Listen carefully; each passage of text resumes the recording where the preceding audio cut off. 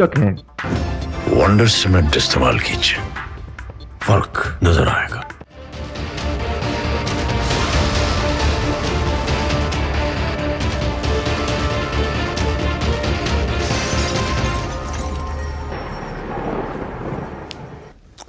नमस्कार, DD news पर आप दो टूक देख रहे हैं। मैं हूं अशोक श्रीवास्तव।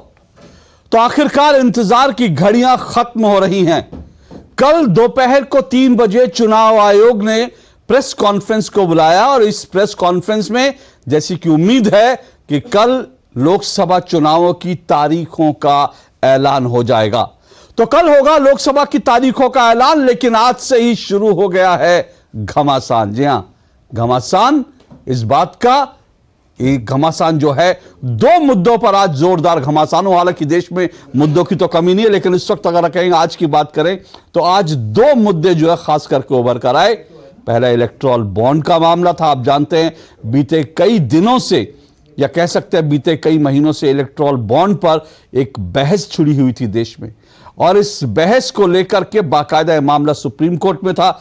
और सुप्रीम कोर्ट ने एसबीआई को, जब एसबीआई पर सख्ती करी और एसबीआई को निर्देश दिए, तो एसबीआई ने बाकायदा इलेक्टोरल बॉन्ड, यानी जिन जिन कंपनियों ने, जिन जिन लोगों ने राजनीतिक पार्टियों को चंदा देने के लिए इलेक्टोरल बॉन्ड खरीदे थे, उनकी लिस्ट वो दरअसल चुनाव आयोग को सौंप दी, और चुनाव आयोग ने वो लिस्ट अपनी बाकायदा अपनी वेबसाइट पर डाल दी है। लेकिन अभी इसके बारे में बहुत सारी जानकारी है जो अभी पब्लिक डोमेन में आने बाकी है, क्योंकि इससे यह तो मालूम पड़ रहा है कि किस पार्टी को कितना चंदा मिला। इससे यह भी मालूम पड़ रहा है कि किस कंपनी ने कितने इलेक्टोरल बॉन्ड खरीदे। लेकिन वो जिस कंपनी ने इलेक्टोरल बॉन्ड खरीदे, वो दरअसल वो पैसा किस पार्टी को गया, वो अभी डिटेल नहीं मिली है। चौंकाने वाली बात यह भी है कि इसमें जो लगातार एक नैरेटिव बनाने की कोशिश हो रही थी कि कुछ बड़ी कंपनियां जिनके नाम बार बार कांग्रेस लेती है, उन बड़ी कंपनियों ने जो है वो बीजेपी को चंदा देती है, वो बहुत बड़ा चंदा देती हैं। लेकिन टॉप 10 में ऐसी किसी कंपनी का नाम नहीं है।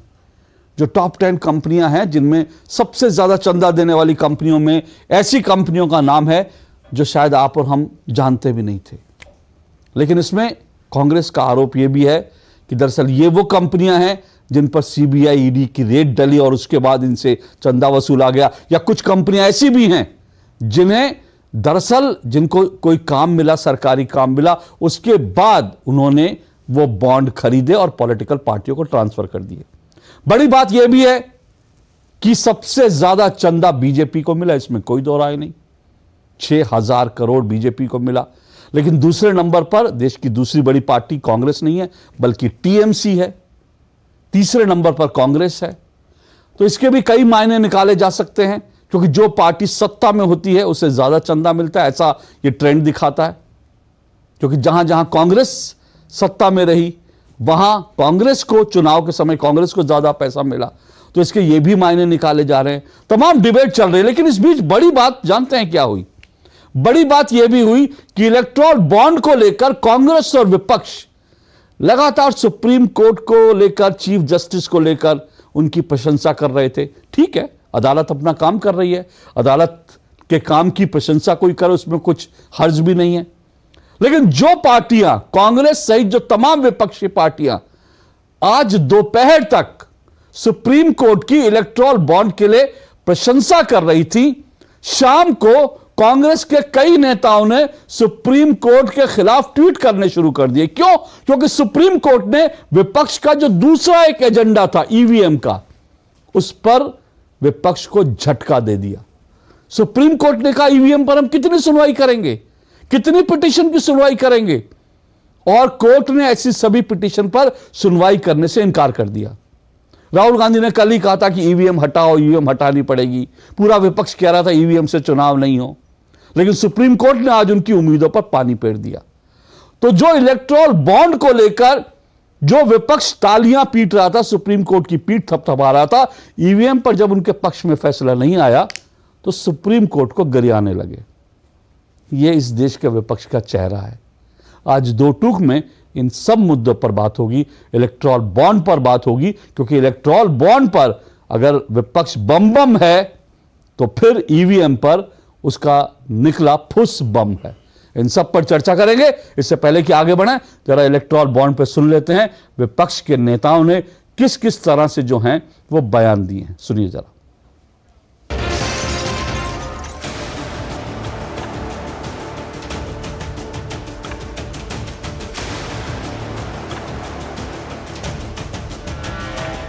This is what people have been demanding. Even State Bank, they forced State Bank to go and ask for more time. But it is because of intervention of Supreme Court, directive given by Supreme Court, all this data have come to the public domain, and let us see how things are going to move in the coming days. Supreme court जाएंगे। हमारे देश में supreme to supreme court जनता होती है, तो supreme court से भी ऊपर सुप्रीम कोर्ट जनता होती है। जनता जनार्दन के बीच में जाएंगे, जनता को अवगत कराएंगे, जनता को जानकारी देंगे। ये बड़ा घोटाला है, बहुत बड़ा घोटाला है। चुनाव आयोग ने जो इलेक्टोरल बॉन्ड्स को लेकर खुलासा किया है कि किस किस ने वो बॉन्ड खरीदे और किस किस को वो बॉन्ड गए, अगर इन दोनों चीज़ों को आपस में समानांतर तौर पर जोड़ा जाएगा और फिर ये जांच की जाएगी कि कथाकथित जिसने बॉन्ड दिए हैं उसको सरकार की तरफ से या वैसे कोई फ़ायदा तो नहीं पहुंचा, तो बहुत ही अद्भुत जो फैक्ट्स हैं वो अगले 2-3 दिन में उजागर होंगे। दुनिया में सबसे बड़ा भ्रष्टाचार का स्कैम है। इसके सब आंकड़े आपके सामने हैं। पूरी कंपनी की लिस्ट अभी आई नहीं है। इसमें शेल कंपनीज हैं, इसमें सीबीआई ईडी से प्रेशर डाल के पैसा लिया जा रहा है, डेट्स हैं। तो इसकी जांच तो बिल्कुल होनी चाहिए कि उन कंपनीज को जिन्होंने इलेक्टोरल बॉन्ड बनाए, क्या उनको इलेक्टोरल बॉन्ड के रूप में पैसा देने पर तो ठेके नहीं दिए गए। और दूसरी बात, इलेक्टोरल बॉन्ड से तो वाइट का पैसा दिया गया है। इसकी पूरी संभावना है कि 100 रुपये अगर इलेक्टोरल बॉन्ड से दिए गए हैं तो कैश से हजारों रुपए। सुप्रीम कोर्ट ने एसबीआई से कहा कि वो नंबर भी आप दीजिए हर बॉन्ड का, तब पता चलेगा कौन खरीदा कौन सा नंबर का बॉन्ड और कौन सी पॉलिटिकल पार्टी उस नंबर की बॉन्ड को रिडीम किया या नहीं, उस वहाँ से पैसे लिए, तब पूरा का पूरा स्पष्ट हो जाएगा। तो ये देखा आपने विपक्ष किस तरह से इलेक्टोरल बॉन्ड पे बम बम है, लेकिन ईवीएम पर निकल गया उसका दम है। इन सब पे बात करेंगे आज। फिलहाल 4 मेहमान मेरे साथ जुड़े हैं। स्टूडियो परिचय करवा दूं इस डिबेट में। मेरे साथ जो 4 मेहमान जुड़े हैं, मेरे साथ चारू प्रज्ञा जुड़ चुकी हैं। चारू प्रज्ञा बीजेपी की प्रवक्ता हैं। राहुल लाल मेरे साथ जुड़े हैं, कांग्रेस समर्थक राजनीतिक विश्लेषक हैं। मेरे साथ शैली महाजन जुड़ी हैं, एडीआर से जुड़ी हैं। एडीआर जो है एसोसिएशन फॉर डेमोक्रेटिक रिफॉर्म्स, वो लगातार जो है चुनाव में पारदर्शिता की बात जो है वो करता है और इसी तरह से मुद्दे उठाता है। मेरे साथ सौरभ दुबे हैं, राजनीतिक विश्लेषक हैं। आप चारों मेहमानों का बहुत बहुत शुक्रिया और स्वागत। चारू प्रज्ञा जी, आपसे शुरू करता हूं। चारू प्रज्ञा जी, 12,000 करोड़ का जो चंदा इलेक्टोरल बॉन्ड के जरिए दिया गया, उसमें सबसे ज्यादा पैसा करीब 6,500 करोड़ बीजेपी को मिला। बाकी पार्टियों के एक पार्टी को भी इसमें से आधा भी नहीं मिला। कैसे देखती हैं इसको? ये जो आरोप बीजेपी पर लगते हैं कि बीजेपी जो है सीबीआई ईडी का डर दिखाकर चंदा वसूल रही है, ये आरोप लगे हैं कि पॉलिटिकल पार्टियों जो कंपनियां उनको कोई प्रोजेक्ट दिलवाकर उसका पैसा जो है उसमें से अपना कट मनी लेती है। ये तमाम आरोप आज बीजेपी पर लग रहे हैं इलेक्टोरल बॉन्ड को लेकर। आपकी सरकार ये इलेक्टोरल बॉन्ड ये कहकर लाई थी कि इससे राजनीतिक पारदर्शिता आएगी। क्या कहेंगी आज आप इस मसले पर? नमस्ते अशोक जी, और मेरे को पैनलिस्ट और सारे दर्शकों को भी मेरा नमस्ते। देखिए, मैं स्पेकुलेशन की बात नहीं करना चाहती, विपक्ष के बनाए गए मनगढ़ंत कहानियों पर भी मैं बात नहीं करना चाहती। मैं बात करना चाहती हूँ ठोस फैक्ट्स पे। इलेक्टोरल बॉन्ड्स का मतलब सबसे पहले ये है कि आप तभी इलेक्टोरल बॉन्ड्स ले सकते हो जब केवाईसी करवाकर आपका एक बैंक अकाउंट है, मतलब वाइट का पैसा है, कहीं से झूठ का लाया हुआ, गलत तरीके से लाया हुआ काला धन नहीं है, वाइट पैसा है। ये है पहली बात। दूसरी बात ये है कि इलेक्टोरल बॉन्ड्स का जो एक नियम है, एक लॉ है, वो कानूनी तौर से हमारे देश के संसद में पास हुआ है, तो आप इसको इलीगल तो बता नहीं सकते। ये मेरा दूसरा पॉइंट है। तीसरा बहुत महत्वपूर्ण पॉइंट है कि आज जितने सारे विपक्षी नेता चिल्ला चिल्ला कर रो रहे हैं, मैं उनसे पूछना चाहती हूं, अगर आपको कोई चीज स्कैम लग रही थी, आपको कोई चीज गलत लग रही थी, आपने क्यों लिए पैसे? चलो ये हो सकता है कि किसी पार्टी को ज्यादा मिले हो, किसी को कम मिले हो, वो तो भाई आपकी आवश्यकता अनुसार भी है, आपकी ताकत अनुसार भी है। भाजपा की सेंट्रल गवर्नमेंट तो है ही, उसके अलावा 18 प्रदेशों में भी हमारी सरकार है। आप उसको कंपेयर करिए एक टीएमसी से जो एक ही प्रदेश में है, लेकिन एक ही प्रदेश में रहते हुए आप ये देखिए टीएमसी ने 3,200 से भी ज्यादा करोड़ रुपए इलेक्टोरल बॉन्ड्स के तहत लिए। तो आज आप, या फिर कांग्रेस पार्टी है, आप कहते हैं कि हम तो पहले से ही बोल रहे थे कुछ घपला है, जो भी है, आपने 1400 करोड़ लिए। क्या आप कहना चाहते हैं 1400 करोड़ पैसे नहीं है? क्यों लिए आपने, अगर आपको गलत लगते हैं तो? एक बात आप मानकर चलिए, समझ कर चलिए कि सब पार्टियों ने एक कानूनी तरीके से इलेक्टोरल बॉन्ड्स के तहत पैसे लिए हैं, और इसमें आरटीजीएस होना चाहिए या लीगल तरीके से होना चाहिए, कोई कैश जाकर डिपॉजिट नहीं कर सकता, ये भी इन सब लोगों को मालूम है। अच्छा, दूसरी बात, ये सारे वो लोग हैं जब सीडब्ल्यूजी के स्कैम में 70,000 करोड़ यूपीए सरकार के टाइम में दबा गए थे, उस 70,000 करोड़ के बारे में इनको बात नहीं करनी है। ये 6,000 करोड़ पकड़ के बैठे हैं जो लीगल तरीके से, वाइट तरीके से डोनेशन में आए हैं पार्टी के पास। अच्छा, और मेरी पार्टी में तो और भी बहुत हम लोग चीजें कर रहे हैं, काम कर रहे हैं। मैंने आपको जैसे बताया, आप कंपेयर करिए कि कितने प्रदेशों में सरकार है। आप मुझे एक बात ये बताइए कि बहुत सारी पार्टीज है, टीएमसी जैसी, बीजेडी जैसी, डीएमके जैसी, जिनका 90% फंडिंग इन इलेक्टोरल बॉन्ड से आया है। ये सब अगर आप एक जगह लगाकर देखें और आप इसको पर एमपी भी डिवाइड करें, ये भी काफी सारी खबर चल रही है, अगर आप पर एमपी भी डिवाइड करें तो भारतीय जनता पार्टी के 303 सांसद तो केवल लोकसभा में हैं, 18 प्रदेशों में सरकार है। उसके अलावा आपको नहीं लगता कि जिसकी जितनी ताकत होगी वो उतने पैसे कमाएंगे? जब यूपीए की सरकार थी, यूपीए को ज्यादा डोनेशंस नहीं मिलते थे क्या?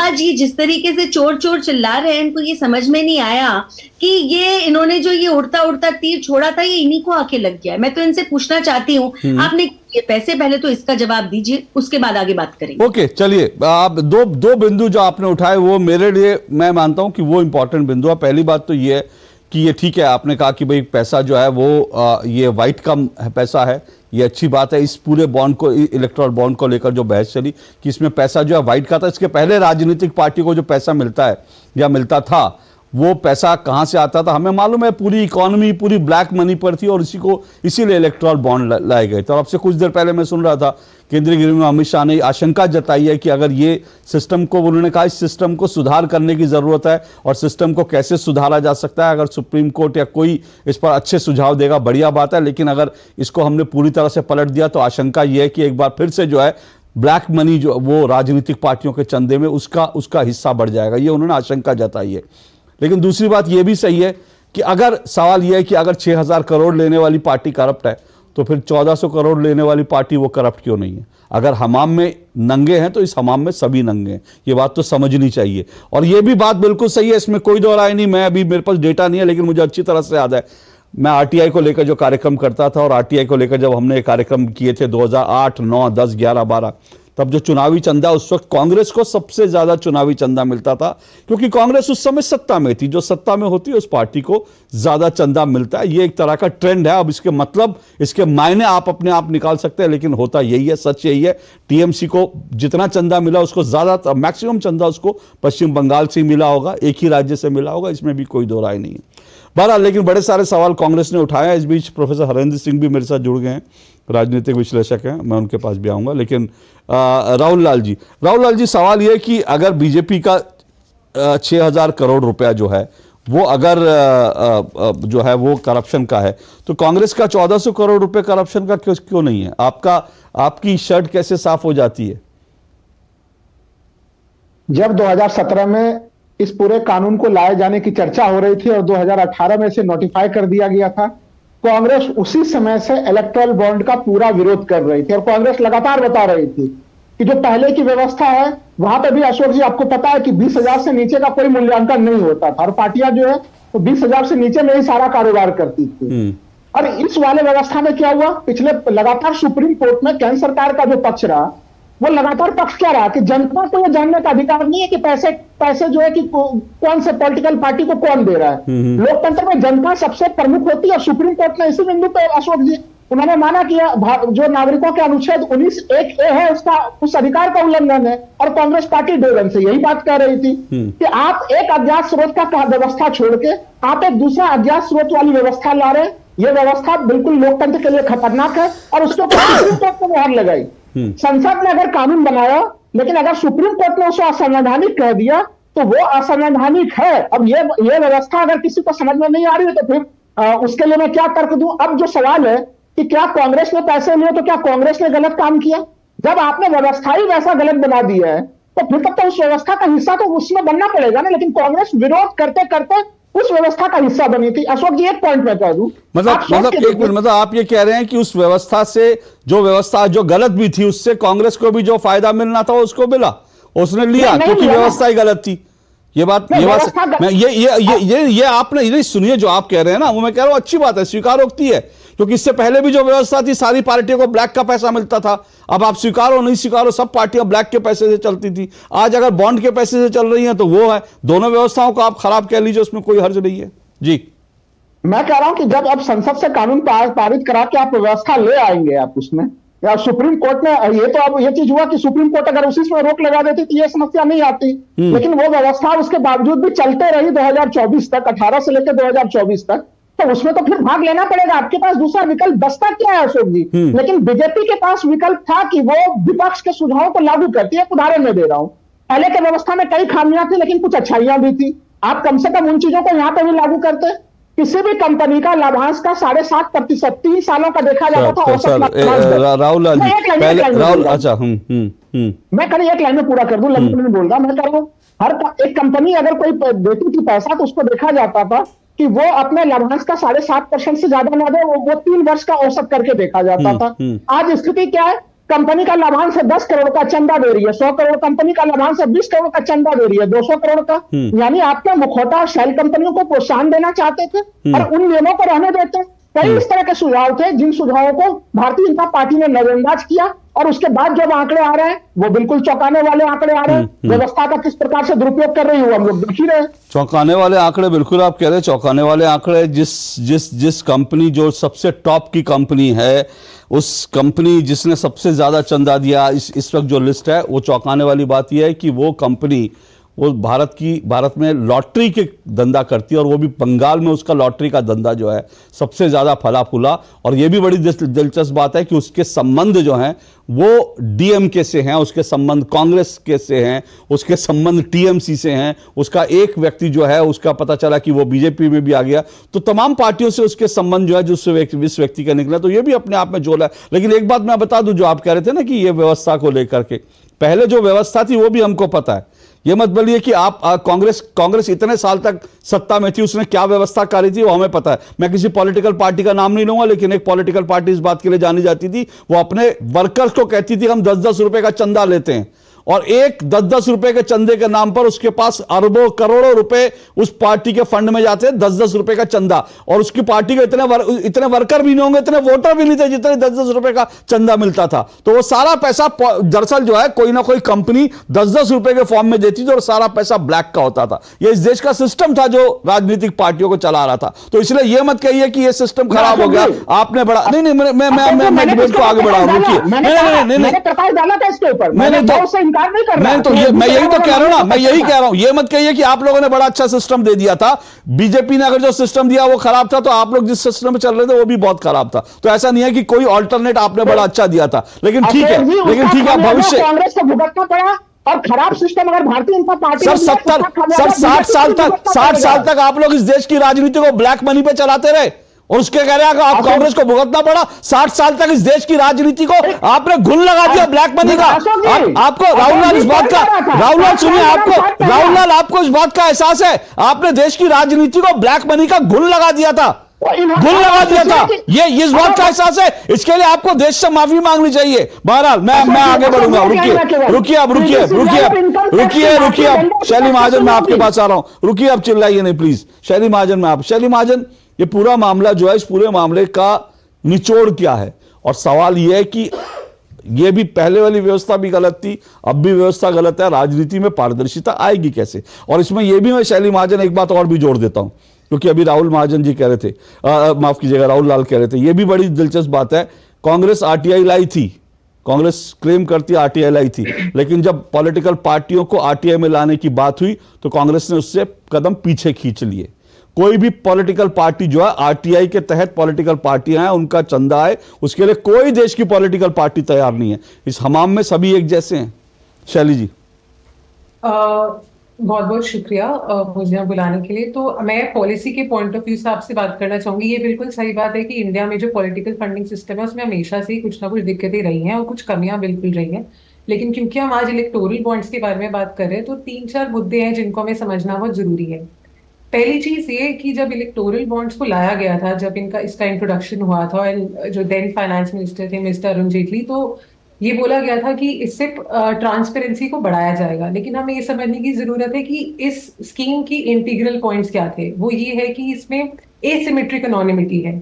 हमें ये पता है कि जो डोनर्स है, जो बॉन्ड्स खरीद के पार्टी को दे रहे हैं, इसकी इंफॉर्मेशन हो सकता है कि जो स्टेट बैंक ऑफ इंडिया है वो डायरेक्टली सेंट्रल गवर्नमेंट के अंडर आता है, तो हो सकता है इंफॉर्मेशन गवर्नमेंट किसी ना किसी तरीके से गवर्नमेंट को मिल सकती है। या जो ऑपोजिशन पार्टीज, इसमें ये भी कि आप फिजिकली इलेक्टोरल बॉन्ड जो है जाकर पार्टी के ऑफिस में डिपॉजिट कर सकते हैं। तो जो एक ही ये सिर्फ नागरिक ही है, जो सिटीजन है, जिसको इसके बारे में कोई इन्फॉर्मेशन नहीं थी। तो पहली चीज, अगर आप सुप्रीम कोर्ट की जो जजमेंट है ये, इसमें जो पहली चीज उन्होंने बोली जिसकी वजह से अनकॉन्स्टिट्यूशनल किया है, वो ये सिटीजन राइट टू इन्फॉर्मेशन। तो ये समझना बहुत जरूरी है कि स्कीम में ये बहुत बड़ी प्रॉब्लम थी कि ये स्कीम अनोनिमस है। अगर आप across the world political funding की बात करते हैं, जो एक सबसे इंपॉर्टेंट स्टैंडर्ड है वो ये कि ट्रांसपेरेंसी होना जरूरी है। और जब इस स्कीम की हेयरिंग भी चली तो एक ये भी आर्ग्यूमेंट सामने आया कि सिटीजन्स को कोई राइट नहीं है जानने का कि उन पार्टियों को फंडिंग कहाँ से आती है। तो आज के टाइम पे जहां हम जो कैंडिडेट्स हैं उनकी बैकग्राउंड डिटेल्स हम जानते हैं, हमें ये पता है, जानकारी है कि क्रिमिनल उनकी डिटेल्स क्या, एजुकेशन क्वालिफिकेशन क्या है। तो ये भी बड़ा इंपॉर्टेंट है कि पार्टीज को उनका चंदा कहाँ से मिलता है, इसकी जानकारी होना भी बहुत जरूरी है। तो पहली चीज जो एक सुप्रीम कोर्ट ने बोली वो ये कि सिटीजन राइट टू इंफॉर्मेशन जो है वो ज्यादा जरूरी है as compared to the right to privacy of the donor. दूसरी चीज अगर आप जजमेंट में देखेंगे तो वो इस बारे में है कि 1 पर्सन 1 वोट की बात हो रही है। अगर जो अब डेटा सामने आया है, जो कल ईसीआई की वेबसाइट पे अपलोड हुआ है, अगर आप उसको एनालाइज करेंगे आप देखेंगे कि 96% डोनेशन जो आ रही है वो कॉर्पोरेट से आई है, वो कंपनी से आई है। जो रिमेनिंग 3% डोनेशन है वो इंडिविजुअल से। तो अगर इतना चंदा किसी भी पार्टी को जाए, जरूरी नहीं है कि पार्टी पावर को जा रहा है, जिन भी पार्टीज को जा रहा है, हमें ये जानना जरूरी है कि वो कहाँ से जा रहा है। ये सब कॉर्पोरेट्स है, कंपनीज हैं। तो एक डेमोक्रेसी में 1 वोट 1 पर्सन 1 वोट का प्रिंसिपल है। बट अगर कॉर्पोरेट इतने 500 करोड़ और इतना पैसा पार्टी को देगा तो वो चैरिटी तो नहीं है, राइट। वो इन रिटर्न एक्सपेक्ट करेगा कि कुछ पॉलिसीज उनके फेवर में भी हो। तो जो दूसरा मुद्दा था जिसकी वजह से सुप्रीम कोर्ट ने इसे अनकॉन्स्टिट्यूशनल किया, वो इस वजह से कि राइट टू इक्वालिटी पे इसका बहुत बड़ा इंफ्रिंजमेंट है। तो ये समझना बहुत जरूरी है। तीसरी चीज जो हमें जानना जरूरी है वो ये है कि क्या हम ऐसा पॉलिटिकल फंडिंग सिस्टम चाहते हैं जहां पे हम टैक्स पेयर का मनी यूज करके इलेक्टोरल बॉन्ड प्रिंट तो कर रहे हैं, लेकिन हम ये चीज जरूर बोलते हैं कि सिटीजन जो है उसको ये जानकारी जानने की कोई जरूरत नहीं है। या जो ये सारी इंफॉर्मेशन आज सामने आई है उसको लाने का एक मकसद ये था कि अब देश में इलेक्शंस होने वाले हैं और उनसे पहले ये जानकारी पब्लिक डोमेन में नहीं, शैली जी, ये मुझे लगता है ये बिंदु तो अब सेटल हो गया कि सिटीजन को जानने का हक है, ठीक है ना। ये तो सेटल हो गया कि और इसीलिए सारा का सारा हुआ। लेकिन अब सवाल है कि कुछ बड़े सवाल उठते हैं हमारे सामने, वो उन सवालों पर जाना पड़ेगा ना।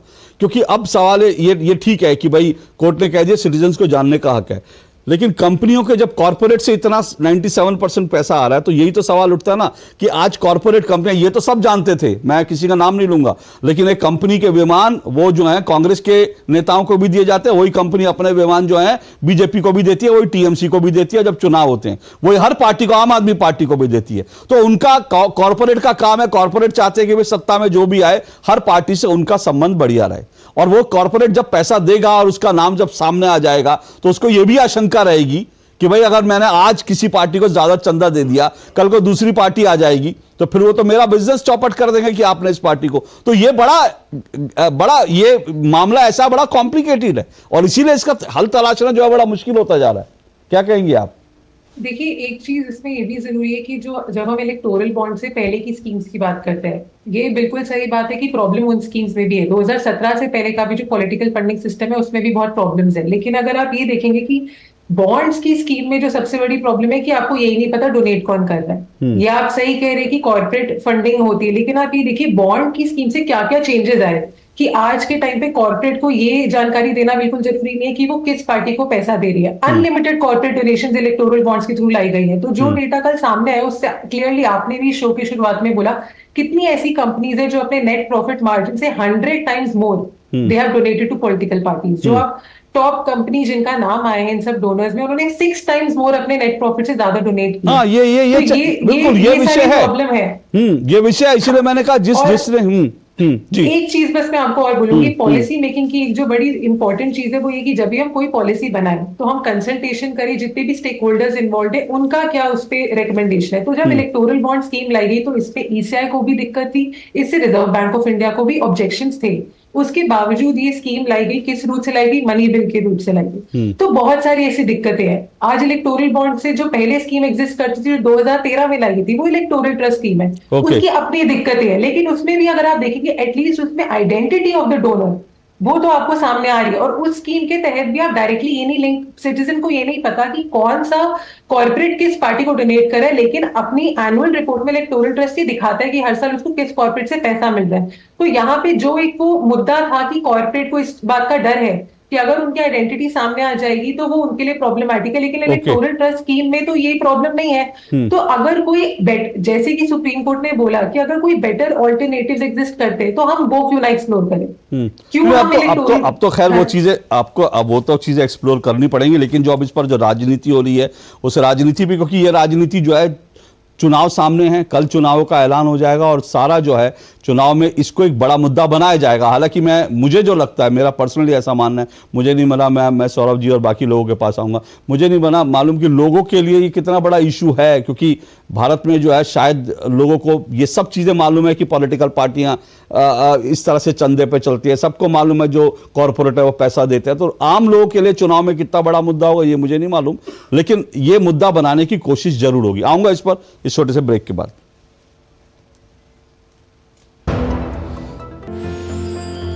साल, बरस और सदी नहीं, एक युग गुजर जाएगा, उम्र न पूछो वंडर की, जब फर्क नजर आएगा।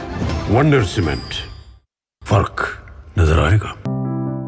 लाइफ में फाइनेंशियल आजादी के लिए एनपीएस जरूरी है। रिटायरमेंट में फाइनेंशियल आजादी रहे जारी, एनपीएस से आज ही करे तैयारी। एनपीएस जरूरी है। डिजिटल बैंकिंग का है जमाना, टाइम है बचाना। डिजिटल बैंकिंग है आसान, करो चाहे कोई भुगतान, एनी टाइम एनीवेयर, सेफ है, फास्ट है, हर पेमेंट उंगलियों पे सेट है। लेन देन के हैं ऑप्शंस कई, आईएमपीएस, एनईएफटी, यूपीआई भी। 24 घंटे करते ये काम, पेमेंट आसान और रहे आराम। आरबीआई कहता है जानकार बनिए, सतर्क रहिए।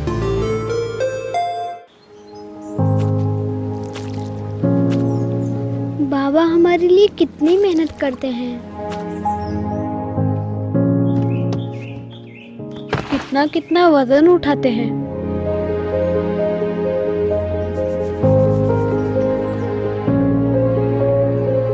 कितना पसीना बहाते हैं।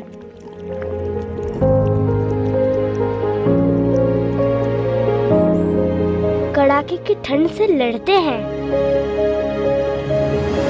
हमें मजबूत बनाते हैं बाबा। पर बाबा को मजबूत कौन बनाता है? मोदी जी। 1.5 गुना एमएसपी देकर, किसान सम्मान का उपहार देकर, ऑनलाइन मंडियां खोलकर, फसल बीमा का कवरेज बढ़ाकर, नैनो यूरिया की बड़ी ताकत देकर, बीज से बाजार तक मजबूत कड़ी जोड़कर। मेरे बाबा मजबूत तो देश मजबूत। Thank you Modi ji. सशक्त किसान, मोदी सरकार की गारंटी।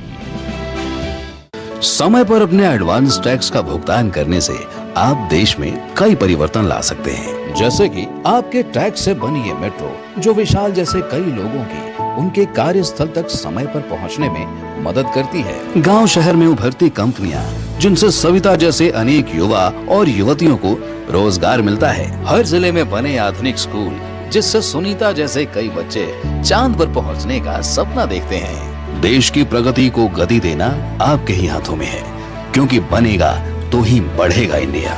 अपने एडवांस टैक्स की आखिरी किश्त 15 मार्च 2024 तक जमा करें, जिससे आप भी देश के विकास में भागीदार बनेंगे। अधिक जानकारी के लिए www.incometax.gov.in पर लॉगिन करें। प्रत्येक आयकरदाता एक राष्ट्र निर्माता। धुएं चूल्हे से जिसने छुड़ाया नाता, जोड़ा है सेहत और सम्मान से, मैं उनका परिवार हूँ। झंझटों और तकलीफों से जिसने मुक्त किया, 10 करोड़ से अधिक बहनों को उज्जवल किया, मैं उनका परिवार हूँ। युद्ध में भी जो नहीं झुका, जब बढ़ी विश्व में 300% महंगाई, तो बहनों की ढाल बन खड़ा रहा, मैं उनका परिवार हूँ। सालों में जिसने काया पलट दी देश की, 300 रुपए की सब्सिडी देकर मेरा बोझ संभालता है, मैं उनका परिवार हूँ। बस 503 रुपए में आया है आज मेरा उज्ज्वला सिलेंडर, क्योंकि हम मोदी का परिवार हैं। मेरा भारत मेरा परिवार।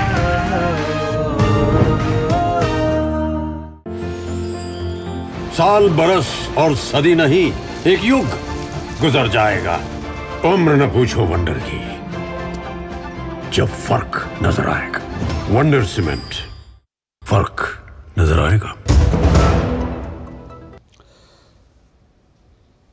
दो टूक आप देख रहे हैं। दो टूक में हम चर्चा कर रहे हैं चुनावी बॉन्ड को लेकर जो बहस छिड़ी हुई है, और बॉन्ड ही नहीं बल्कि आज ईवीएम का मामला भी आया, क्योंकि बॉन्ड को लेकर सुप्रीम कोर्ट ने एक तरफ जो है जो आदेश दिया था, उसके बाद बाकायदा चुनाव आयोग को इलेक्टोरल बॉन्ड लेने वाले जो लोग थे उनकी लिस्ट सूची जो है वो अपनी वेबसाइट पर डालनी पड़ी। लेकिन दूसरी तरफ आज ये भी हुआ कि ईवीएम को लेकर सुप्रीम कोर्ट ने किसी नए मामले को सुनने से इनकार कर दिया और कहा कि आखिर इस तरह के कितने मामलों की हम सुनवाई करेंगे। तो कोर्ट ने इसको अटेंड करने से बिल्कुल साफ तौर पर इनकार कर दिया। इसका मतलब है कि ईवीएम को लेकर जो एक नैरेटिव बनाने की कोशिश हो रही थी वो टाइम फिस हो गया। बहरहाल मेरे साथ चारू प्रज्ञा जुड़ी हैं बीजेपी से, राहुल लाल जुड़े हुए हैं, कांग्रेस समर्थक राजनीतिक विश्लेषक हैं, शैली महाजन है एडीआर से जुड़ी हुई हैं, सौरभ दुबे राजनीतिक विश्लेषक, डॉक्टर हरेंद्र सिंह वो भी राजनीतिक विश्लेषक हैं। सौरभ दुबे, कैसे देखते हैं इस पूरी डिबेट को आप? क्या बीजेपी ने जो कोशिश करी थी वो जो चुनाव में जो पारदर्शिता, चंदे में पारदर्शिता लाने की, वो क्या एक खराब पहल थी? कैसे उसको देखेंगे? क्योंकि अभी कह रहे हैं कि भाई कुछ व्यवस्थाएं दूसरी भी थी जिस पर बीजेपी ने कोशिश नहीं की, और इसको एक मनी बिल के माध्यम से बीजेपी जिस तरह से ले आई वो एक गलत उदाहरण था। देखिए, चंदे के मामले में जितनी राजनीतिक पार्टियां हैं सभी के घर जो है वो शीशे के हैं। तो अगर आप एक दूसरे के ऊपर पत्थर फेंकेंगे तो आपके घर का कांच भी टूट सकता है, ये बात समझना चाहिए। और राजनीतिक पार्टियां जो है वो चंदे से ही चलती हैं, जो जनता, जो कारोबारी पार्टी को चंदा देते हैं। देखिए, एक व्यवस्था आई थी, एक व्यवस्था को लाया गया था। उस व्यवस्था में था कि बॉन्ड जो खरीदेगा वो अपना विवरण देगा और उस विवरण को गोपनीय रखा जाएगा। तो राजनीतिक दलों को चंदा देने वालों के लिए यह बहुत ही पारदर्शी तरीका था। एक पारदर्शी चुनाव सुधार कार्यक्रम मान लीजिए आप उसको बहुत पारदर्शी तरीके से जो लोग चंदा देते हैं पार्टी को, वो एक पारदर्शिता के लिए था, पहली बात। दूसरी बात, देखिए, ये कोई पहली बार तो चंदे का विषय नहीं आया। इसके पहले भी लगातार जब से देश आजाद हुआ, कांग्रेस पार्टी बनी और जितनी भी पार्टियां बनी, उनको तो चंदा वो औद्योगिक घरानों से भी लिया और सभी लोगों से लिया, जो भी कार्यकर्ताओं से। अभी आपने जिक्र किया, कुछ ऐसी भी पार्टियां थी जो कार्यकर्ताओं से लेकर के बहुत ऊपर पहुंच गई। अब आप आ जाइए, कार्यकर्ताओं का नाम होता था, कार्यकर्ता तो लिया नहीं जाता था, कार्यकर्ताओं का नाम। मैं बता रहा हूं, मैं समझ रहा हूं आपकी बात। अब आपने भी नाम नहीं खोला तो मैं भी पूरा विस्तार से उसको मैं खोल रहा हूं, अभी देख लीजिए। आप उत्तर प्रदेश में आ जाइए, जिस प्रकार से स्वर्गीय अमर सिंह एक नाम थे, स्वर्गीय अमर सिंह के बारे में जानते हैं हम। समाजवादी पार्टी को किस प्रकार से वो चंदा दिलाने का कार्य करते थे, चाहे वो औद्योगिक घराने से हो, चाहे वो बॉलीवुड से हो। जिस प्रकार से उनकी कई वीडियो तो वायरल भी है, आप देख सकते हैं यूट्यूब के ऊपर। भाई, हम अंबानी से कितना चंदा लेना है उनको, अनिल अंबानी से इतने की आरती ले लीजिए। मुलायम सिंह जी से बात कराते थे, स्वर्गीय मुलायम सिंह जी। तो वो भी एक दौर हमने देखा है। एक दौर हमने वो भी देखा है जब पश्चिम बंगाल में टाटा से बड़ा चंदा मांगा जा रहा था सिंगूर प्लांट के नाम पर, और टाटा को वो छोड़ना पड़ा, जो जनता के हित में एक प्लांट लग रहा था। और उसको कोर्ट को केस, बाद में उस केस को कोर्ट में टाटा जीत करके भी आया और एक दौर हमने आरजेडी का भी देखा है। जिस प्रकार से वहां पर बिहार के अंदर उगाही चलती थी कि अगर आपको यहां बिजनेस करना है इस राज्य में तो आपको हमारी पार्टी को चंदा देना ही पड़ेगा। जबरदस्ती वसूली को उसको चंदा नाम दिया जाता था। लेकिन आज देखिए, आज ये पारदर्शी तरीका आपके सामने पूरी लिस्ट आ गई। सुप्रीम कोर्ट ने बोला एसबीआई को कि भैया आप पूरी लिस्ट जारी करिए, उन्होंने जारी कर दी। क्या किसी ने एक बार भी कहा कि हमसे जबरदस्ती चंदा मांगा गया था? किसी कंपनी ने कहा गया कि हमको भारतीय जनता पार्टी से फोन आया था कि आप इतना चंदा दो, नहीं तो आप बिजनेस नहीं कर सकते हिंदुस्तान के अंदर? ऐसा तो नहीं देखने को मिला। अपनी स्व इच्छा से जितनी कंपनियां हैं, जितने कारोबारी हैं, उन्होंने अपना जो लगता था जिस भी पार्टी को चंदा दिया। लेकिन उसमें सौरभ, जिसमें आरोप ये लगता है ना कि भाई किसी कंपनी को फोन थोड़ी जाता था, लेकिन ईडी जाती थी, सीबीआई जाती थी, उसके बाद जो वो चंदा देते, इस तरह का आरोप कांग्रेस लगा रही है। ये कांग्रेस लगा रही है ना, राजनीतिक पार्टी जिसने खुद ही 11,138 करोड़ के ऊपर पैसा लिया हुआ, वो वही पार्टी आरोप लगा रही है जिसने खुद ही चंदा लिया हुआ है। तो उनकी बात को तो देखिए कोर्ट में भी नहीं मानी जाएगी ना। अगर वो कोर्ट में इस बात को लेके जाए तो जज तो पहले ही नकार देगा, अरे भैया आपकी बात तो हम सुनवाई नहीं करेंगे, आपने तो खुद ही चंदा लिया है। आप तो खुद ही अगर ये बात कहते हैं तो आप खुद ही गुनहगार हैं। तो जो खुद गुनहगार हैं, जिसकी वकालत करने जा रहे हैं, उसमें तो गुनहगार खुद ही साबित हो जाएंगे। तो यह ध्यान रखना चाहिए, जितनी राजनीतिक पार्टियां हैं, आप भी अगर दूसरों को गुनहगार बता रहे हैं भारतीय जनता पार्टी को, उससे ज्यादा हाँ एक बात की तकलीफ मैं समझ सकता हूं कि देखिए जैसा आपने बताया कि जो पार्टी सत्ता में रहती है, एक समय जब इंदिरा गांधी का वर्चस्व चल रहा था, कांग्रेस को ही सारे लोग चंदा देते थे। तब तो भारतीय जनता पार्टी का आप निकाल करके देख लीजिए कितना चंदा मिला, क्या नहीं मिला। और उस समय भी वो तो सारा ब्लैक ही ब्लैक था भाई। वहां पर तो कोई काउंटिंग का आपका हिसाब किताब भी नहीं था कि किस पार्टी ने कितना चंदा दिया। आज की डेट में आपके पास हिसाब किताब है। अब इस हिसाब किताब में कांग्रेस का गुणा गणित भाग वो बिगड़ चुका है। क्यों? क्योंकि पश्चिम बंगाल में ममता दीदी उससे आगे निकल चुकी है। कांग्रेस से ज्यादा चंदा लोगों ने ममता बनर्जी जी को दे दिया, उनकी पार्टी टीएमसी को दे दिया। तो इस बात की तकलीफ भी कांग्रेस पार्टी को हो रही है। और उसके बाद जो और लोग हैं, जो समाजवादी पार्टी है, जो आम आदमी पार्टी है, चंदा तो सबने लिया है। तकलीफ इस बात की भारतीय जनता पार्टी को इतना बड़ा चंदा कैसे मिला? जब आम आदमी पार्टी के लोगों ने राज्यसभा गुप्ता जी को भेजा था तो उन्हीं के लोगों ने, कुमार विश्वास ने आरोप लगाया था कि गुप्तदान हो गया। वो क्या था भाई? वो गुप्तदान के बारे में यहाँ पर बताइए। ठीक है। मैं एक बात और, मैंने कहा कि जो सबसे ज्यादा पैसा, मैं राहुल एक मिनट आऊंगा, रुकिएगा, जो जिसने दिया उसके बारे में इंटरेस्टिंग केस स्टडी है। वो सबसे ज्यादा पैसा देने वाली कंपनी। चारू जी आ रहा हूं 1 मिनट, लेकिन उससे पहले जल्दी से प्रोफेसर हरेंद्र सिंह का एक कमेंट ले लो, फिर मैं आता हूं। प्रोफेसर हरेंद्र सिंह, क्या आपको लगता है ये आम पब्लिक के लिए एक मुद्दा चुनाव में जो है, क्या लोगों को ट्रिगर करेगा क्या? क्योंकि अब जो है इसको लेकर अभी नैरेटिव शुरू होगा जैसे चुनाव घोषित होंगे। क्या आपको लगता है कि लोगों के लिए कोई इशू होगा ये चुनाव में?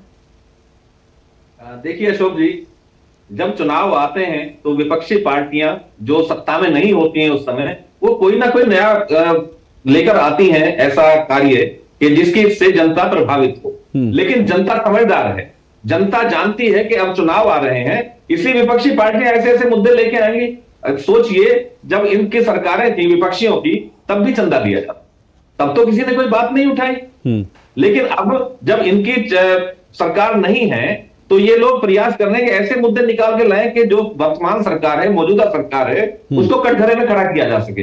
लेकिन अभी जैसे हमारे मित्र बता रहे थे कि सबके घर शीशे के हैं, जब पत्थर फेंका जाएगा तो घर तो उनके भी टूटेंगे। अगर कांग्रेस की बात करें तो कांग्रेस में आप देखिए कि जो दूसरी सबसे बड़ी कंपनी है जिसने चंदा दिया है, जब उस पर रेड पड़ी थी तो उसके संबंध कांग्रेस से निकले, बताया गया कि 100 करोड़ से ज्यादा का चंदा दिया है। तो जनता समझदार है। मेरा मानना तो ये है कि जनता इस पछड़े में नहीं पड़ेगी और वो ये इसको कोई चुनावी मुद्दा नहीं मानेगी। तो जनता को विकास चाहिए, वो विकास की बात तो सवाल ये भी है फिर कि भाई ये चुनाव में देश में पारदर्शिता तो होनी चाहिए। लेकिन चारू, मैं आ रहा हूं, राहुल जी आपके पास भी आ रहा हूं। मुझे लगता है कि ये जो पूरा चंदा और ये जो पूरा पैसे का जो खेल होता है, ये अल्टीमेटली तो चुनाव से जुड़ा है, क्योंकि आपको चुनाव जीतना है तो इसलिए आपको खूब सारा पैसा चाहिए।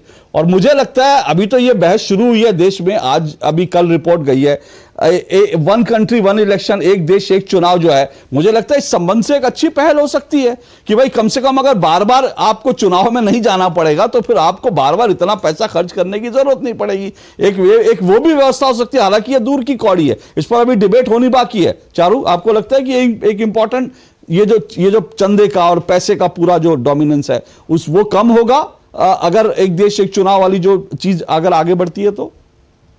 जी अशोक जी, धन्यवाद इस विषय को उठाने के लिए, क्योंकि 2 दिन से मैं इसको डिस्कस करना चाह रही हूँ।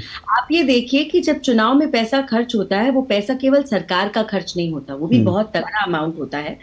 जो चुनाव में समय व्यर्थ होता है वो भी केवल सरकारी कर्मचारियों का नहीं होता, वो भी खैर बहुत होता है।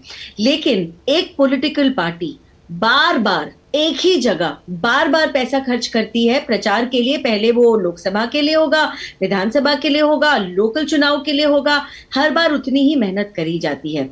और अगर आप इस बार के लोकसभा के चुनाव को देखें, केवल इस साल के 2024 के आप चुनाव को देखें, तो आप जानते हैं इस चुनाव के केवल 1 साल के इर्द गिर्द 18 प्रदेशों में चुनाव हुए हैं। और ये छोटी संख्या नहीं है। 18 प्रदेश, त्रिपुरा, नागालैंड, मेघालय, कर्नाटका, राजस्थान, मध्य प्रदेश, छत्तीसगढ़, तेलंगाना, मिजोरम, हरियाणा, महाराष्ट्र, झारखंड, जम्मू कश्मीर और दिल्ली। तो 18 प्रदेश, एक राष्ट्रीय चुनाव अगर एक साथ होने लगे तो ये जिस तरीके के डिस्कशन पैसे पर होते हैं, खर्चे पर होते हैं, डोनेशंस पर होते हैं, इस पर भी रोक लग जाएगी। लेकिन आप ये देखिए जम्मू कश्मीर का ऑब्जेक्शन उठाने वाले विपक्षी लोग हैं, इन सारी बातों पर भी ऑब्जेक्शन उठाने वाले विपक्षी लोग हैं। मैं तो कह रहा हूँ जम्मू कश्मीर का चुनाव सुनिए राहुल लाल एक मिनट, जम्मू कश्मीर का क्यों, फिर सभी का करवा लेता है 2024 में, क्या दिक्कत? नहीं सुनिए अभी विषय को सुनिए राहुल लाल मेरी बात सुनिए। राहुल लाल विषय सीरियस है। एक मिनट चारू जी राहुल लाल एक मिनट।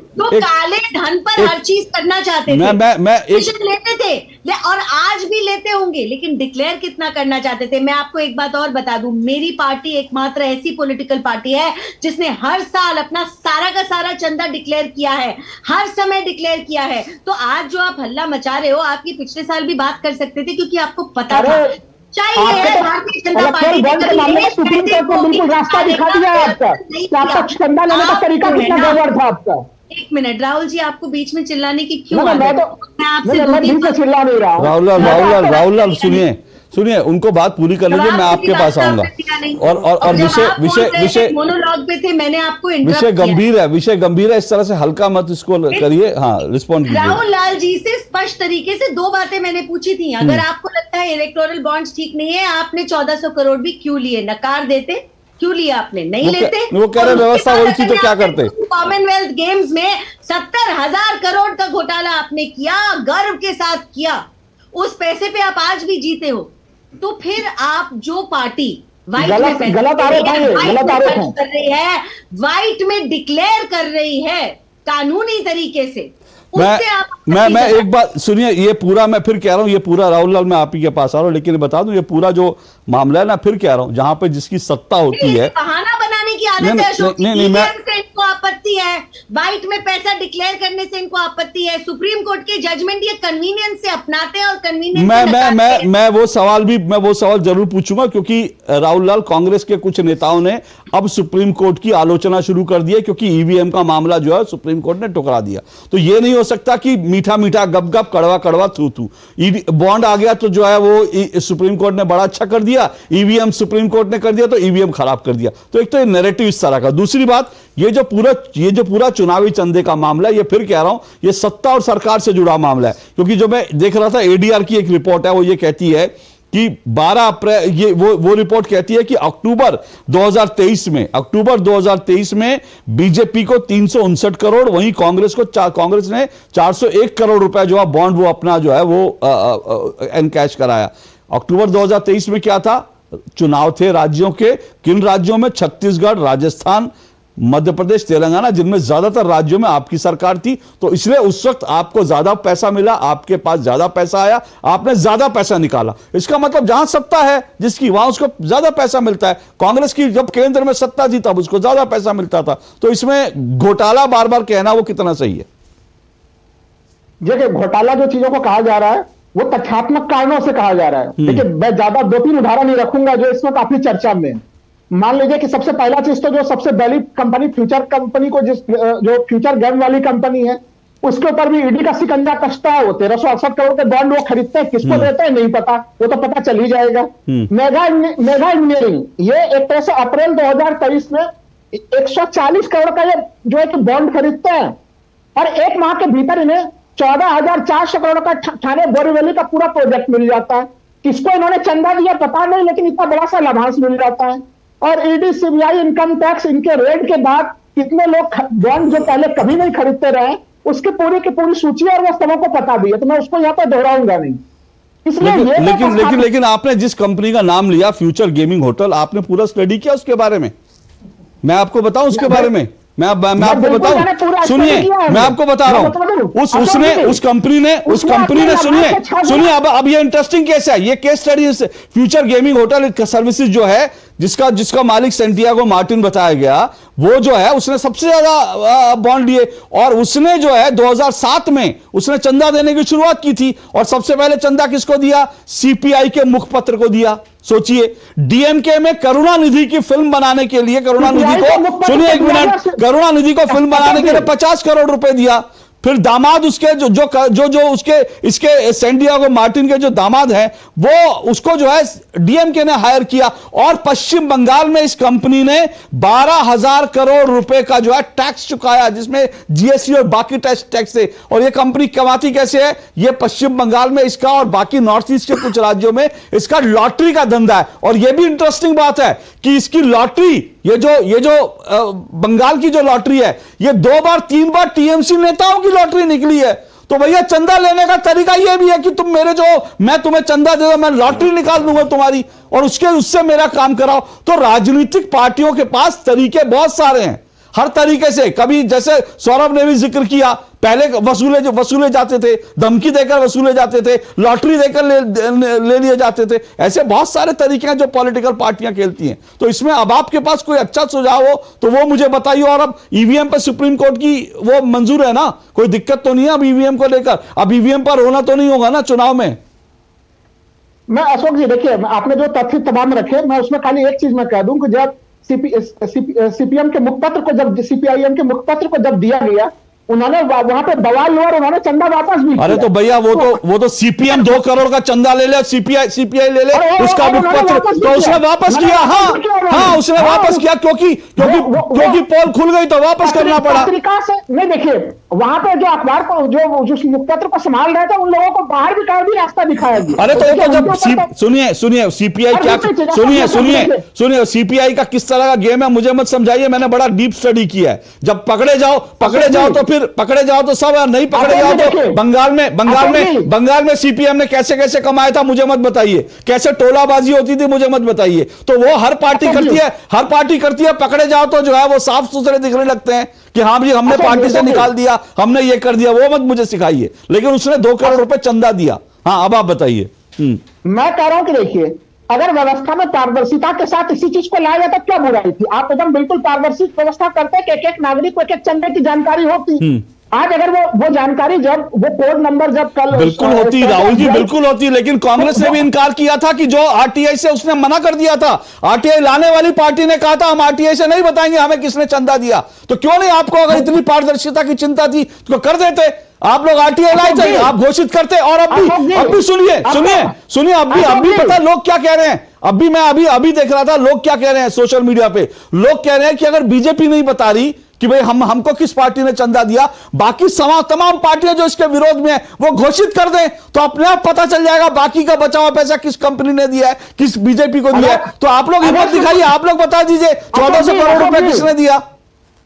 अशोक जी, अगर सुप्रीम कोर्ट आज का आदेश ना देती तो पूरा का पूरा विपक्षी समूह तैयार भी था इसके लिए। तो आप कर दीजिए ना, अब कर दीजिए, अभी सुनिए ना, आप कर दीजिए। अब आप अपनी अरे कांग्रेस जो है, कांग्रेस आज रात को ही अपनी वेबसाइट पर डाल दे कि इसको जो 1400 करोड़ का चंदा मिला वो इसी ने दिया, डाल दे वेबसाइट पे, किसने रोका है? उसमें सुप्रीम कोर्ट का आदेश थोड़ी चाहिए। आपने कई सवाल पूछा, देखिए अगर मैं कह रहा हूं कि वो तो यूनिक कोड और सुप्रीम कोर्ट अब जारी करवा देगी तब तो फिर वो समस्या ही समाप्त हो जाएगी, किसी को भी कुछ बोलने की जरूरत नहीं होगी, सबका पता चलेगा। नंबर 1।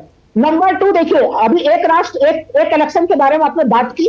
मैं कह रहा हूं कि 1 नेशन 1 इलेक्शन की बात को भारतीय जनता पार्टी कहां गंभीरता से ले रही है। मैंने इसीलिए उदाहरण दिया कि जम्मू कश्मीर का चुनाव 31 सितंबर 2024 तक। अरे यार, अब सुनिए नहीं, अब आप डिबेट में हल्कापन ला रहे हैं। सुनिए अब आप डिबेट में आवाज दीजिए जी मैं ब्रेक ले रहा हूँ, राहुल लाल मैं ब्रेक ले रहा हूँ, मैं अपनी डिबेट को हल्के उसमें नहीं ले जाने दूंगा। जब एक मिनट चारू जी, एक मिनट प्लीज चारू जी, मुझे एक ब्रेक लेना है, फिर उसके बाद बाकी मेहमानों के पास जा रहा हूँ। लेकिन राहुल लाल की आवाज नीचे गिरिए। राहुल लाल, मैं हल्की डिबेट नहीं पसंद करता।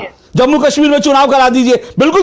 जब एक राज्य एक देश एक चुनाव होगा तो जम्मू कश्मीर भी उसका हिस्सा होगा। हल्कापन मत करिए मेरी डिबेट में, हल्कापन नहीं, मेरी डिबेट में कुतर्क नहीं करिए।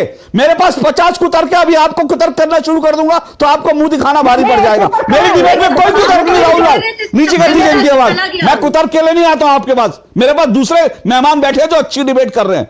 मैं आपको छोड़कर उनके पास चला जाऊंगा कुतर्क करने। कुतर्क करने के लिए मेरी डिबेट में मत आया करिए। एक ब्रेक ले रहा हूं, ब्रेक के बाद इस डिबेट को आगे बढ़ाऊंगा। साल बरस और सदी नहीं, एक युग गुजर जाएगा। उम्र न पूछो वंडर की, जब फर्क नजर आएगा। वंडर सीमेंट, फर्क नजर आएगा। मौसम को अपने पैशन के बीच जो नहीं आने देते, मैं उनका फैन हूं। मेरी तरह SBI भी आपका फैन है, इसलिए SBI आपके लिए थोड़ी एक्स्ट्रा मेहनत करता है। तो excellent customer service, assistance to MSMEs और टेक्नोलॉजी ड्रिवन बैंकिंग सॉल्यूशंस। घर छोड़ दूं, SBI बदल रहा है क्योंकि हम एक बदलते देश के फैन हैं। SBI, देश का फैन।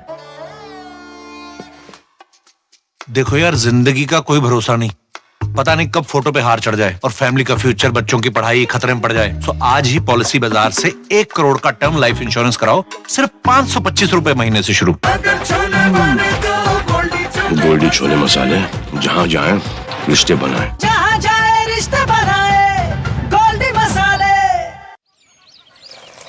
लेट हो गया आज तो। अरे बेटा नाश्ता तो करते जाओ। मम्मा फिर से वही बोरिंग नाश्ता। अच्छा मम्मा, तुम्हारा ही घास फूस वाला नाश्ता मुझे नहीं करना है।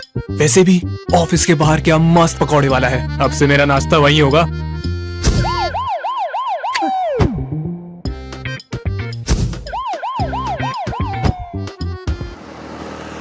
क्या भैया, जब देखो टीवी देखते रहते हो, कभी तो वर्कआउट कर लिया करो। अरे ये वर्कआउट करके समय खराब क्यों करना है? टीवी पर नई वेब सीरीज आई है, आजा बैठकर देखते हैं। आप ही देखो। कब तक इस सायरन को अनसुना करते रहेंगे? भागदौड़ भरी जिंदगी, बिगड़ती हुई जीवन शैली और अनुचित खान पान देता है कैंसर से लेकर हृदय रोग, डायबिटीज, ब्लड प्रेशर, अनिद्रा जैसी कई गैर संक्रामक बीमारियों को निमंत्रण। आज ही शराब और धूम्रपान से नाता तोड़िए। एक लंबी और स्वस्थ जिंदगी के लिए शारीरिक गतिविधियों को अपनाइए, मौसमी फल और सब्जी खाइए। सेहत से खिलवाड़ की नहीं कोई माफी, बाकी समझदार को है इशारा काफी।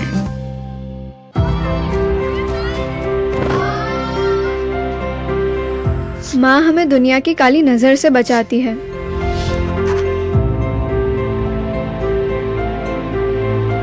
माँ हमारे सपने सजाती है। माँ हमें पढ़ाती है, बढ़ाती है।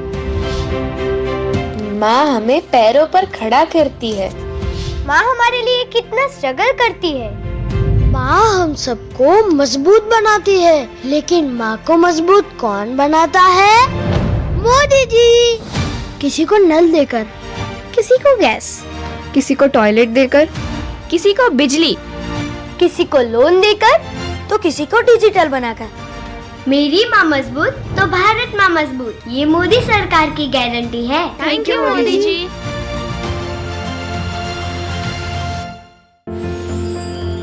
साल बरस और सदी नहीं, एक युग गुजर जाएगा। उम्र न पूछो वंडर की, जब फर्क नजर आएगा। वंडर सीमेंट, फर्क नजर आएगा। दो टुक आप देख रहे हैं और दो टुक पे हम जो है बॉन्ड और ईवीएम को लेकर जो बहस है उसको आगे बढ़ा रहे हैं। लेकिन इससे पहले कि मैं इस बहस को आगे बढ़ाऊं, आज शुक्रवार है और आज हमारे दर्शकों के लिए जो आज का सवाल है वो भी आपको बता देते हैं। हमारा आज का सवाल देख लीजिए, इसके सही जवाब जो देंगे ऐसे 3 जो विजेताओं को आकर्षक पुरस्कार मिलेगा। मैं आपको बता दूं हमारा आज का सवाल जो है, हमारा आज का सवाल है ईसीआई का ऐसा कौन सा ऐप है जो नागरिकों को चुनाव लड़ने वाले उम्मीदवारों के आपराधिक इतिहास के बारे में जानकारी देता है। आप सबको मालूम है कि आपराधिक जो है इतिहास होता है कई उम्मीदवारों का, बाकायदा ये आदेश है कि उनको अपना आपराधिक रिकॉर्ड डालना पड़ेगा, सार्वजनिक करना पड़ेगा। तो ऐसा कौन सा ऐप है जो नागरिकों को उम्मीदवारों के आपराधिक इतिहास के बारे में जानकारी जानने में मदद करता है। इसका सवाल आप हमारे सोशल मीडिया हैंडल पर हमें टैग करके दे सकते हैं। 3 जो विजेता हैं उनको हम पुरस्कृत करेंगे। विजेताओं का नाम हम अगले गुरुवार को बताएंगे 2 टूक में। चलिए बढ़ते हैं इस डिबेट में। शैली जी, कुल मिलाकर अब सवाल यह है कि भविष्य का रास्ता क्या है? अगर हम पारदर्शिता चाहते हैं, हम चाहते हैं ब्लैक मनी ना है, भविष्य में क्या रास्ता? संक्षेप में, बहुत जल्दी मेरे पास समय आज जो है वाइंड अप करने के उसमें। जी हाँ जी, तो देखिए, मैं एरिया की पोजीशन से आपको ये बोलूंगी, हमारा जो काम है वो ट्रांसपेरेंसी एंड अकाउंटेबिलिटी पे और पॉलिटिकल रिफॉर्म्स की बात करते हैं। आपने इस डिबेट में जितने भी मुद्दों की बात करी, चाहे वो 2013 में सीआईसी का ऑर्डर था जिसपे बोला गया कि पॉलिटिकल पार्टीज पब्लिक अथॉरिटी और उनको आरटीआई के अंदर आना चाहिए, चाहे अगर आप बात करें कि 2014 में जब दिल्ली हाई कोर्ट ने गिल्टी पाया था बीजेपी एंड कांग्रेस को गेटिंग फॉरेन फंडिंग, तो ऐसे बहुत सारे इंटरवेंशंस हैं जिसमें पॉलिटिकल पार्टीज एकजुट हो जाती है। आज चाहे पॉलिटिकल पार्टीज आपस में लड़ रही है, लेकिन जब पॉलिटिकल और इलेक्टोरल रिफॉर्म्स की बात होती है, ट्रांसपेरेंसी एंड अकाउंटेबिलिटी की बात है, तो उसमें हम ये देखते हैं कि किसी ना किसी तरीके का रेजिस्टेंस हर पार्टी से है। तो ये बहुत ज्यादा जरूरी है कि अगर हम इस तरीके की पॉलिसी लाना चाहते हैं जिसपे पारदर्शिता, मतलब ट्रांसपेरेंसी रहे, अकाउंटेबिलिटी रहे और सिटीजन को इंफॉर्मेशन मिले, आज इस तरीके की डिबेट होना बहुत जरूरी है जिसपे वोटर का जो इंटरेस्ट है, जो पब्लिक का इंटरेस्ट है, वो सबसे ऊपर रखा जाए। ऐसी किसी भी तरीके की स्कीम को लाने के लिए आपस में जितने भी स्टेक होल्डर्स है, चाहे वो पार्टी है, चाहे वो सिविल सोसाइटी, चाहे वो इलेक्शन कमीशन है, इन सबका एक साथ आना और एक दूसरे से डायलॉग में रहना, बातचीत बड़ा करना जरूरी है। वो बड़ा जरूरी है। और पॉलिटिकल पार्टियों को एक साथ एक मुद्दे पे लाना, वो भी पारदर्शिता, ये एक बड़ी चुनौती है। सौरभ, क्या रास्ता हो सकता है भविष्य का? देखिए, मेरे हिसाब से तो इलेक्टोरल बॉन्ड जो लाया गया था वो चुनाव सुधार कार्यक्रम के हिसाब से एक बहुत अच्छा कदम था। सरकार एक प्रयास कर रही थी कि किस प्रकार से इसमें पारदर्शिता लाई जाए, और जिस प्रकार से लोग आरोप लगा रहे हैं कि बड़े बड़े उद्योगपतियों पे दबाव था भारतीय जनता पार्टी को चंदा देने के लिए, तो अगर दबाव होता तो टीएमसी को इतना ज्यादा चंदा 1000 करोड़ कैसे आ जाता, कांग्रेस को कैसे आ जाता? फिर तो मैं मानता हूं कि भारतीय जनता पार्टी असफल रही चंदा लेने में, क्योंकि अगर यही चीजें कांग्रेस के हाथ में होती तो कहीं से किसी प्रकार से भी 1 रुपए का चंदा वो भारतीय जनता पार्टी को नहीं जाने देती। देखिए, लोगों की सुरक्षा के लिए ही उनकी गोपनीयता को रखने का प्रयास किया गया था, क्योंकि उनको पता चल जाएगा बिहार में आरजेडी का शासन जिस प्रकार से। अरे राहुल जी सुनिए ना, इतने साल से तो आप चंदा ले लेकर लोगों को लूट करके, शोषण करके, जितने व्यापारी थे उनको आपने देश में जो है बसने नहीं दिया, लूट करके भगा दिया विदेशों के अंदर। अभी नाम को खोलूंगा तो आपको दिक्कत हो जाएगी। अभी बात सुनिए, जिस प्रकार से आरजेडी का जंगल राज चल रहा था बिहार के अंदर, वहां पर किस प्रकार से व्यापारियों से पैसे लूट लिए जाते थे, भगा दिया जाता था। अब सुनिए राहुल लाल, मैं आपको असली कहानी बताता हूं। सुनिए, मैं आपको बताता हूं, मुझे लगता है दर्शक सब धुन सुने, और मैं 2 प्रवक्ताओं के नाम नहीं लूंगा, क्योंकि नाम लूंगा तो थोड़ा मुश्किल हो जाएगी। बीजेपी की प्रवक्ता, कांग्रेस की प्रवक्ता, दोनों मेरे साथ बैठे थे 2 टूक से पहले। ये कुछ साल पहले की बात है, जब दिल्ली में बीजेपी का ऑफिस शुरू हुआ था। दोनों प्रवक्ता बात कर रहे थे, कांग्रेस की प्रवक्ता, और ये कहानी नहीं है, मैं असलियत बता रहा हूं, मैं इस बातचीत का हिस्सा था। कांग्रेस की प्रवक्ता ने बीजेपी की प्रवक्ता को कहा कि आपको बहुत बधाई हो, आपका बड़ा शानदार ऑफिस खुला, पैसे वाली पार्टी हो गई आपकी। तो बीजेपी की प्रवक्ता ने कहा, आप लोगों का भी तो इतने साल तक सत्ता थी, आप लोगों ने अपना ऑफिस क्यों नहीं बनाया?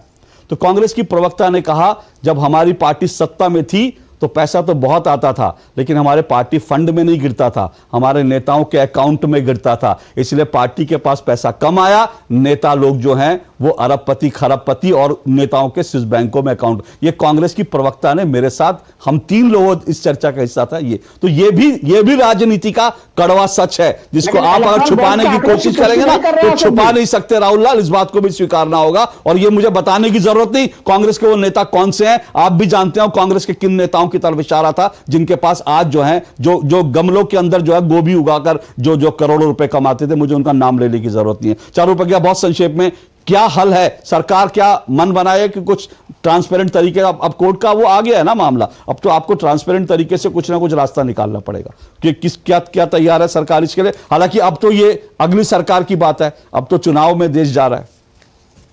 जी, चुनाव में देश जा रहा है, और चुनाव के बाद जब हमारी सरकार बनेगी और इन्हीं डोनेशंस का खुलासा होगा, तो पर एमपी जितना डोनेशन आता है वो भारतीय जनता पार्टी के खाते में पर एमपी और कम दिखाई देगा, क्योंकि हमारे एमपी बढ़ने जा रहे हैं अब की बार 400 पार। मैं आपको आखिरी में बहुत जल्दी संक्षेप में एक बात कहना चाहती हूँ। ये जिस तरीके का हवा मचाने में कांग्रेस और इनकी साथी पार्टीज बिल्कुल अव्वल नंबर पे रहते हैं, उन्हें एक चीज याद रखनी चाहिए, भारतीय जनता पार्टी जनता की सेवा करने आई है। उस सेवा करने के लिए अगर आपके पास चंदा आता है वो लॉजिकल है, वो वैलिड भी है और वो लीगल भी है। जो चंदा आपके पास भी आया था, आपने बिल्कुल सही कहा। अब हम क्या करें अगर इनके नेता अपनी जेबें भरना प्रेफर करते हैं और अपने देश भर के कार्यकर्ताओं के लिए कार्यालय तक बनाना प्रेफर नहीं करते।